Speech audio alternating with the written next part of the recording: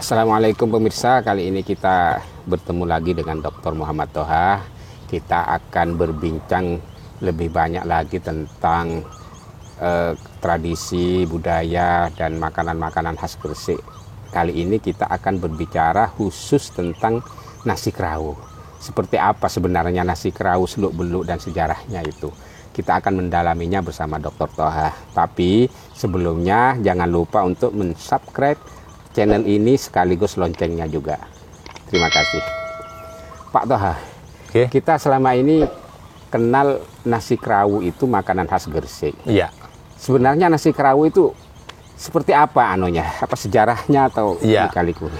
Jadi begini Pak Jenny, benar Pak Jenny tadi, orang kalau tahu nasi kerawu mesti itu nasi yang muncul dari Gresik. Dan orang-orang lain juga suka dengan nasi kerawu Gresik. Uniknya, kalau kita mau jujur menilai nasi kerawu itu, justru nasi kerawu penjual yang asli itu hampir semua dari Madura. Tapi kenapa kok kemudian dinamakan Gresik? Saya mengira dan menduga bahwa itulah kearifan lokal etnis Madura yang bermukim di Gresik. Beliau itu mau memformulasikan rasa yang ada di Jawa dengan tradisi memasak Madura. Lah Madura itu kan cenderung masakannya asin, Pak Jenny. Tapi kerawu itu kan manis. Manisnya itu juga karena ada gula merah. Masakannya pakai gula merah itu, makanya manis. Warnanya juga menarik, kemerah-merahan gitu. Terus yang kedua sambelnya itu ada petis Jawa. Kalau petis Madura itu mesti asin. Kan begitu.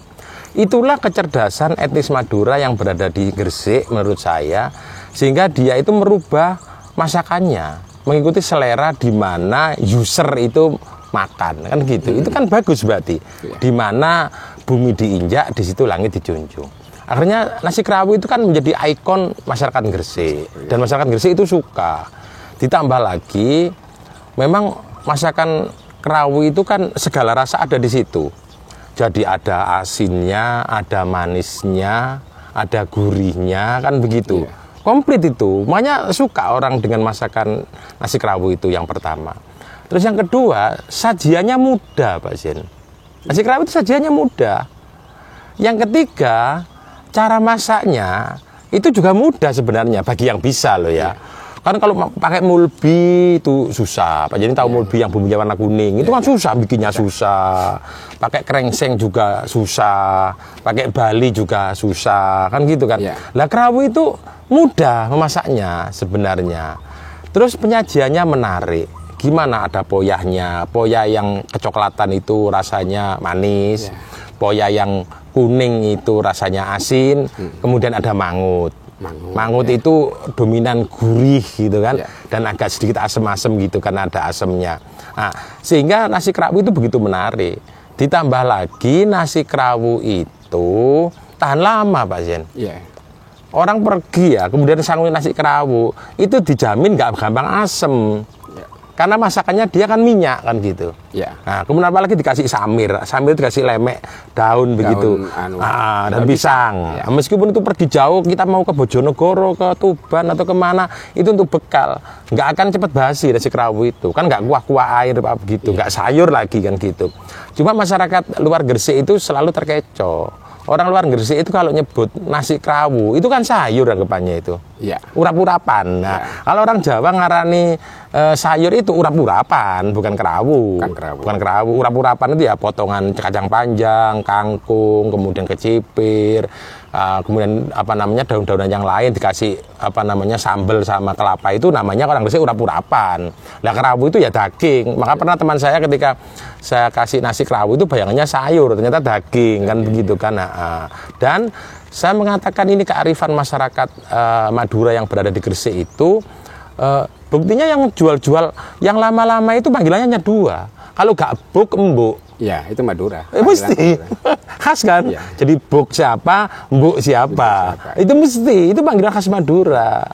Sehingga inilah mungkin menurut saya kearifan teman-teman dari Madura yang kemudian berdagang di Gresik dan itu menjadi sebuah ikon masyarakat Gresik. Tapi saya yakin masyarakat Madura juga nggak merasa dianeksasi atau direbut menjadi masyarakat Gresik. Kenapa? Toh di Madura juga nggak ada nasi kerawu itu. Dan itu ada yang menjual di Madura nggak laku. Iya, jadi padahal menjualnya itu Madura, tapi dijual sendiri di Madura malah nggak laku.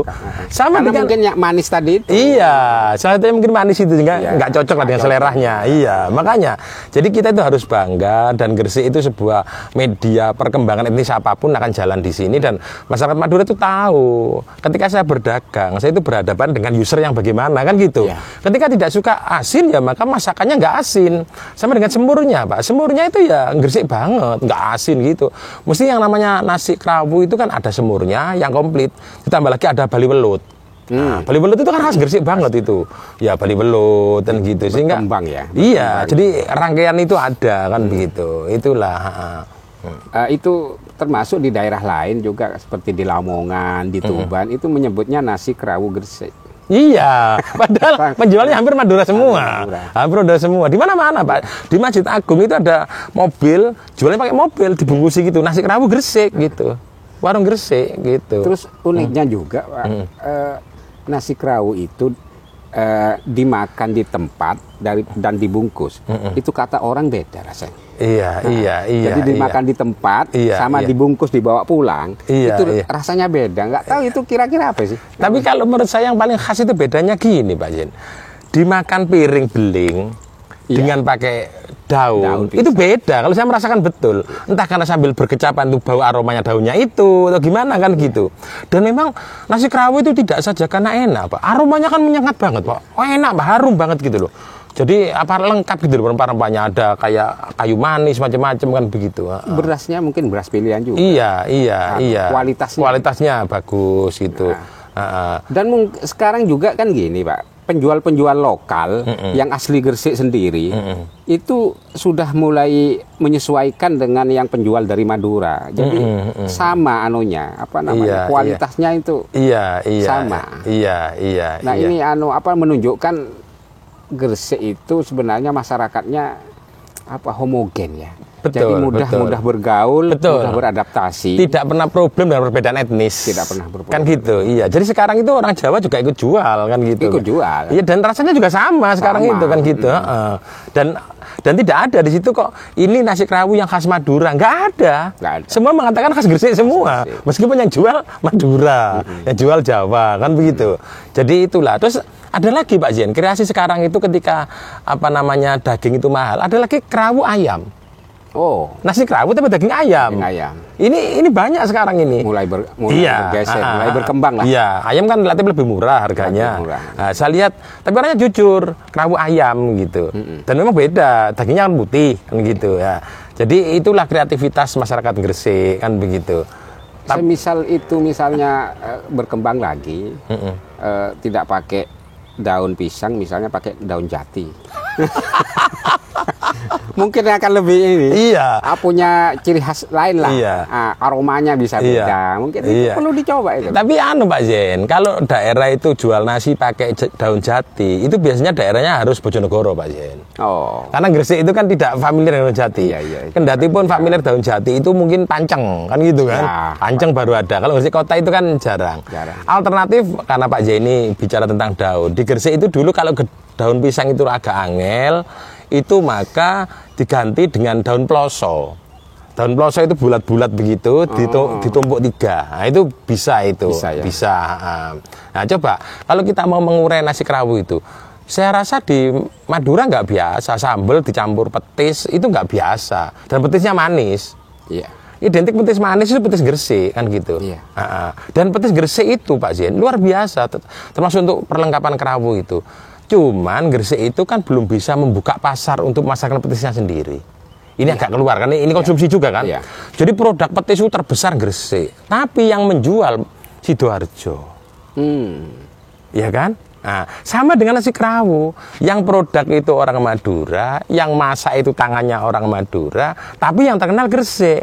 Dan andai kan orang Madura itu dijual sendiri di Madura nasi seperti itu, juga mungkin kurang selera masyarakat Madura. Nggak selera, Pak. Kan gitu kan? Laku, iya. Nggak laku kan? Sama dengan petis. Petis gumeng, petis bunga, petis sedayu. Itu kan bahkan manyar di pinggir jalan. Itu kan pabrik petisnya gede-gede itu. Iya. Tapi dijual di Gresik sendiri juga nggak ngalah-ngalahi kayak di Sidoarjo, Pak Jen. Maka kalau Pak Jen ke Sidoarjo itu petis Sidoarjo itu hanya nempelai gambar tok itu produk orang Gresik itu. Maka ada baiknya kemudian entah pemerintah ini membuat sentra-sentra atau minimal memasarkan lah ini karya yang Gresik gitu. Jadi petis itu kalau dipasarkan di Gresik sendiri kan lumayan orang yang datang ke sini. Selama ini kan petis itu produk kemudian dikirim ke Sidoarjo. Sidoarjo nempelai gambar tok oleh Badi kan begitu. Padahal petis paling bagus paling banyak itu dari sini. Kerupuk juga begitu. Nah makanya kalau misalkan tradisi itu kayak apa namanya nasi kerawu itu kita lebih untung. Meskipun yang jual itu embuk sama apanya embuk, tapi akhirnya orang anggap nasi kerawu Gresik. Gresik kan gitu kan? Nah itu kalau ditanya betul, sama dari mana? Mungkin Bangkalan kan gitu. Ditanya dari mana? Mungkin Pamekasan kan gitu. Tapi tetap nasi kerawu Gresik kan gitu. Dan itulah makanan itu Pak. Menurut saya biarkan masyarakat itu mengklaim ketika dia merasakan apa yang ia rasakan. Contoh. Siapa itu yang mengklaim dia akan menjadi pemilik soto ayam Lamongan. Lamongan jual di Gresik itu gak ada orang Lamongan, orang Balung Panggang, orang Benjeng. Tapi kalau soto ayam itu biasanya Lamongan. Kan gitu. Kalau soto daging biasanya Madura. Padahal di Madura soto itu nggak ada. Kan nggak ada. Nggak ada soto Madura nggak ada. Dan saya ngomong itu karena sudah di Madura. Saya waktu itu di Madura, saya kan agak favorit Pak soto Madura itu. Saya tanya nyari soto Madura. Di sini nggak ada Pak soto Madura. Soto daging gitu. Soto daging gitu aja. Gitu lo bener kan berarti Pak? Iya. Jadi saya minta soto Madura, orangnya nggak ada Pak. Soto daging gitu aja kan gitu. Daging, gitu. Nah, makanya jadi klaim itu penting sebenarnya Pak Yen. Dan inilah kearifan teman-teman yang produk tentang nasi kerawu, dia nggak pernah mengatakan nasi kerawu Madura. Atau mungkin kalau dikasih nama nasi kerawu Madura, popularitasnya jadi jatuh mungkin gitu karena sudah dikenal dengan sudah di Gresik kan gitu Pak Zen. Atau mungkin juga penting nggak Pemda misalnya mendaftarkan paten nasi kerawu itu dipatenkan. Kira-kira penting nggak kira-kira? Menurut saya harus ada begitu Pak Zen. Iya karena Gresik itu konsumsi nasi itu kan yang khas nasi kerawu. Kalau Pati nasi gandul. Dan nasi gandul itu banyak kesamaan model begitu itu. Kita itu kalau mau menyamakan nasi gandul di Jawa Timur itu mirip dengan kari kambing. Kari kambing itu mirip, dagingnya itu dipisah, setengah digoreng agak mateng, agak sedikit kena minyak gitu aja kan, terus dipotong-potong dikasih kuah. Itu sama nasi gandul. Kalau nasi kerawu itu khas, nggak ada yang nyamain. Disamakan dengan rendang juga enggak, beda nasi kerawu itu betul enggak. Dan rasanya juga beda dengan masakan lain-lain beda nasi kerawu itu kan begitu. Kalau di Madura sendiri sebenarnya nasi kerawu itu masakannya ya pakai kerawu yang dari kelapa itu, kemudian ditambah dengan kerawu yang dari kentang. Oh, kentang dipotong digoreng garing-garing gitu. Kemeremes gitu kan. Kemeremes itu. Kemudian juga ada telur dipotong separuh gitu loh. Dikasih lombok, kasih lombok. Enggak, kuning itu. Bumbunya kuning. Itu khasnya begitu. Jadi kerawu ini betul-betul tidak ada di Madura sebenarnya. Tidak ada sebenarnya. Oh, gitu ya. Yang teradopsi itu ya kerawu yang dari kelapa itu. Poyanya itu ya. Itu yang teradopsi sebenarnya. Iya. Karena itu kalau misalnya diklaim makanan ini murni Madura juga enggak juga gitu. Mungkin juga benar Pak Toha. Iya. Makanan aslinya itu Madura tetapi berkembang. Mengikuti selera lokal. Iya. Jadi ini kearifan etnis Madura yang datang pertama itu kan sehingga disesuaikan dengan seleranya masyarakat Jawa kan gitu kan. Berkembang begitu mungkin. Ya, dan itu juga mungkin kalau ditelusuri ini tahun berapa masuknya Iya. Kerawu itu perlu Pak. Iya. Peneliti sejarah makanan kuliner Gresik ini. Dan dulu Pak ya, orang jualan nasi kerawu itu tata jualnya sederhana banget Pak.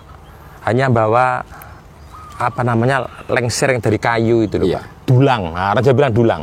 Jadi kayu, terus kemudian dikasih daun gitu kan. Kasih daun. Kayak boranan. Bukan. Lebih sederhana lagi. Boranan kan macam-macam yang dijual. Kalau itu kan khusus kerawu saja.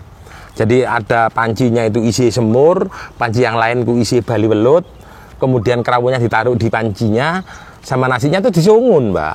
Kan sederhana banget itu. Jadi seluas apa ya? Ya seluas dulang itu, Pak. Seluas dulang itu dikasih ulang-ulang, jualnya keliling, Pak. Oh. Dulu tuh keliling kerawu itu, Pak. Sekarang jarang ya keliling. Iya, jarang. Permanen sekarang. Permanen. Jadi kerawu itu keliling. Kalaupun dia tidak keliling jauh-jauh, pokoknya dia dari rumah itu sungun dulu. Terus punya pos gitu loh, Pak. Iya. Jadi di perapatan ini jualnya gitu. posnya di situ. Gitu. Jadi praktis banget lah gitu. Iya. Nasi kerawu itu. Terus ada juga perkembangan itu nasi kerawu berubah namanya menjadi nasi genderuwo. Yang di Sindrojoyo. Iya. Itu kan nasi kerawu sudah. Iya, tapi anu Pak, lebih manisan nasi kerawu yang asli. Oh. Iya, jadi bumbunya itu lebih terasa manisnya nasi kerawu yang asli. Kenapa sebut genderuwo itu karena bukanya kalau nggak malam kan nggak buka. Ya. Jadi mau nggak mau, nek sing tuku ya dalu sing metu berarti genderuwo kan gitu kan. Iya, tapi saya setuju dengan Pak Zaini. Contohnya kenapa kok rasanya lebih manis yang nasi kerawu? Itu kalau Pak Zaini melihat irisannya babat yang gede-gede itu, ya. Dia kan tidak terlalu berwarna. Tapi kalau nasi kerawu kan warnanya warna apa ya, coklat kecap gitu kan. Iya. Jadi lebih berasa. Kenapa kalau saya membandingkan? Lah wong poso menjelang akhir saya makan di situ, Pak. Ada mata, cirinya mesti gitu, ada mata, ada babat kan gitu kan. Iya. Iya kan? Dan warnanya putih-putih gitu loh, Pak. Tapi kalau nasi kerawu itu lebih coklat gitu, lebih kecoklatan dan lebih berasa manis gitu kan gitu. Padahal yang pedagang orang Madura tapi lebih manis gitu loh kan manis, gitu. ya. Lebih manis, termasuk kerawunya itu lebih teksturnya itu lebih lembut, lebih hancur yang kerawu asli daripada yang genderuwo kan gitu. Kalau genderuwo kan lebih wutu-wutu gitu dagingnya. Saya dulu penasaran genderuwo itu nasi apa. Ternyata nasi kerawu. Iya, mirip-mirip. Cuma dia sambelnya juga mirip. Iya. Cuma agak kereng sambelnya kan gitu. Oh iya kan genderuwo. Saya pernah nganter tamu, Pak. Tamu dari Jakarta. Makan paginya di warung yang umum itu, makan siangnya itu di kerawu, makan malamnya di warung umum lagi. Setelah saya tanya, lebih berkesan yang mana dari menu-menu tadi itu? Dia bilang nasi kerawu. Nasi kerawu ya, iya. Karena mungkin apa namanya menu-menu yang ada di warung-warung umum itu di Jakarta udah biasa. Iya, itu yang unik. Iya, itu yang unik. Lebih menjual. Iya. Bahkan kadang-kadang dulu itu Pak, kalau wong loro itu dibelikan nasi kerawu Pak. Oh. Iya, makanya ada khasiatnya tuh. Makanya kadang-kadang orang kan gini Pak, sego kerawu itu mangani wong loro kan gitu. Artinya dalam artian memberi energi baru. Dan nasi kerawu kan nggak banyak Pak. Iya. Nggak ada Pak nasi kerawu sampai mundung-mundung itu nggak ada. Nasi kerawu kan nggak terlalu banyak lah, habis diukur sesuai kebutuhan gitu loh kan gitu. Bahkan kalau orang skala saya ini Pak, itu biasanya 2 takir saya Pak, 2 godong itu saya kan gitu kan. Wong nasi kerawu itu nggak banyak kan gitu. Tapi enak rasanya kan gitu kan gitu. Ya termasuk Pak Jeni tadi ngomong bener, nasinya juga enak, masakannya juga enak. Nasinya kan enak Pak, nasi kerawu itu Pak. Nggak ada nasi kerawu kok nasinya keras, nggak ada. Empuk, enak gitu. Iya.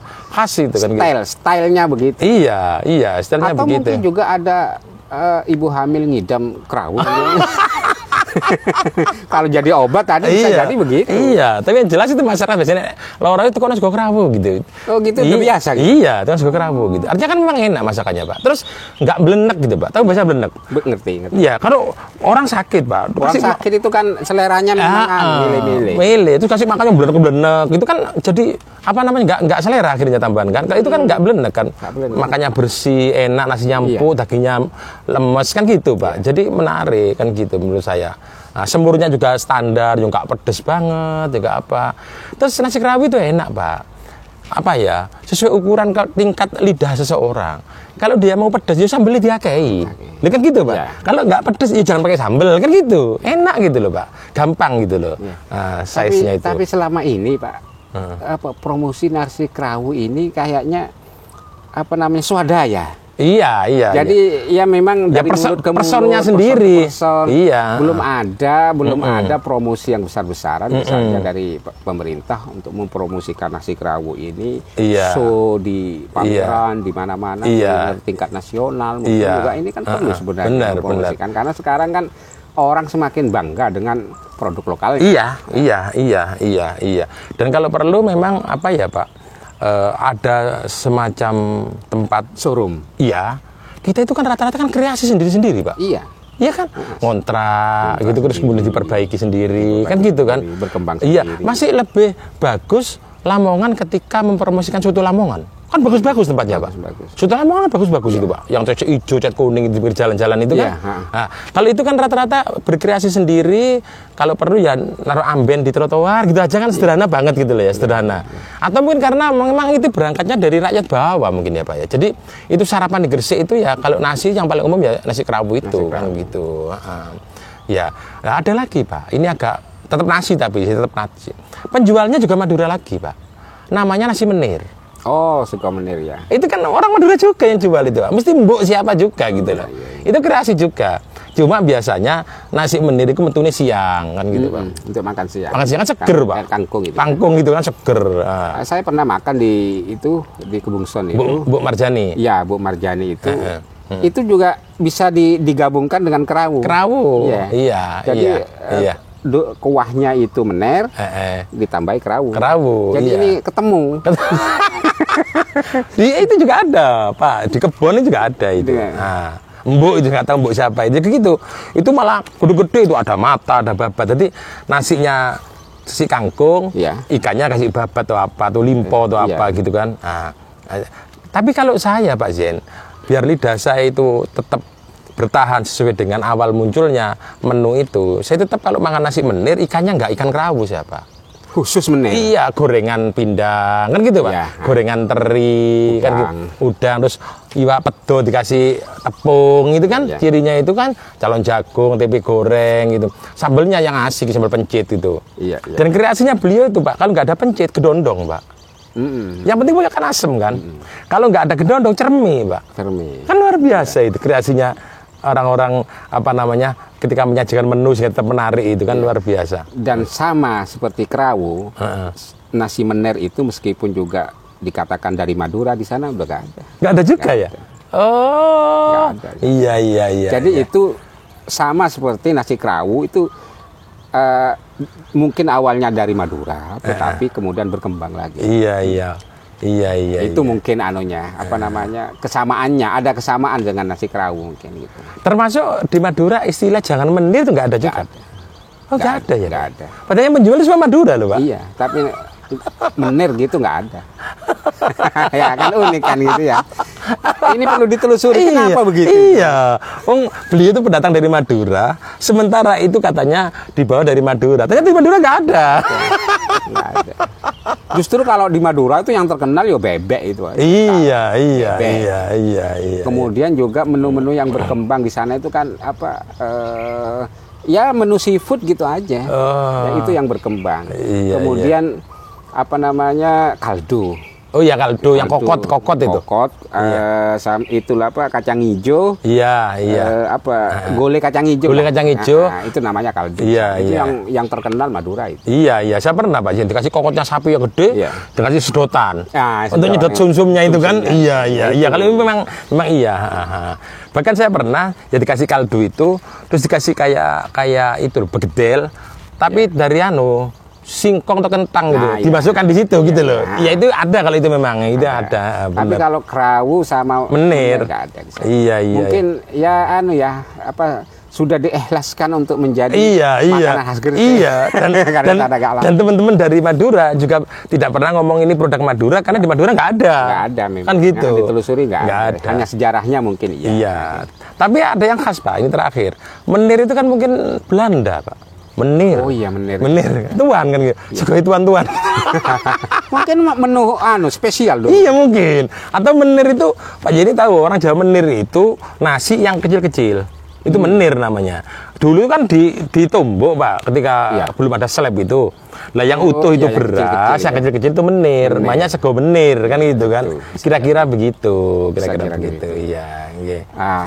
Pemirsa ini diskusi ini menarik kan tentang nasi kerawu khas Gresik yang kita bedah secara sederhana di sini. Kalau pemirsa ada komentar lain-lain bisa ditulis di akun YouTube ini.